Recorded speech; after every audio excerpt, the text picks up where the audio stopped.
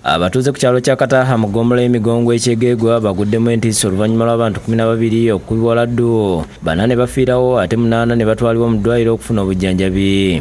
Abafudde kuliko Elizabeth Nensima ow'emyaka 12, Evelyn Tukundane ow'emyaka 32, Gaudencio Katusime ow'emyaka 36 ne Eunice Tushemereirwe ow'emyaka 35. Naija naza kureba aho yaterera muka nashanga imirambo yone randamiye hasi, abantu banabona bafiye, abandi mukaga bari kujya batina imana. Usasi munonga mu kinamiro nabwo icyo abirembezi abahiguru mu ndengo zona tubashaba ngo batubase kutukwatiraho nanga kutuyamba konka tubentubeyana mama no babe natsomesa ari kutukora buri kimwe.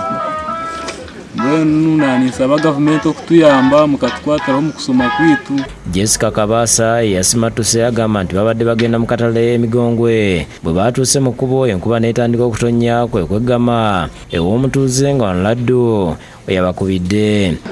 Ati kutwigamu enjura yagumizamu yakanya yago ati kuyaboneza n'ekyendero ati tuyiguraho n'abandyawo n'areba kuhoho ekintu kyatera amaguru nti bikira mariya munyambabazi tuyambe bikira mariya yesu munyamba atumva ndiyawo nyimuka ndeba amaguru gayanga mbeshita n'umukatebe niyimuka gayanga nagumaho kuza kureba ndebaga budesiye arihari agwiye. Winfred Businja amyuka ssente w'eggombolola y'Emigongwe agambye nti ekikangabwa kiba kuyiwala.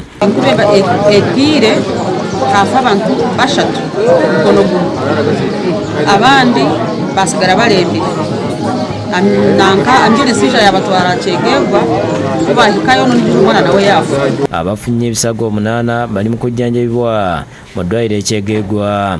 Dr. Sawu Muhwezi akulira eddwaliro lino ategeeza nti Abasimattuse bagenda bakuba ku matu. Abo abahulire na 8 abakiro hayirwaro bali ya kitanda konko muri yabo 8 omwe ni wari kurebeka nko nkakirwira kino obukuta bwingi arikwereka ahamisho hahire arokushasho mu kifuba. Uzia twekambe speaker w'eggombolola y'Emigongwe asabye gavumenti okutandika okusomesa abantu ku byaladdu naddala ku ngeri bwe basobola okugyerinda.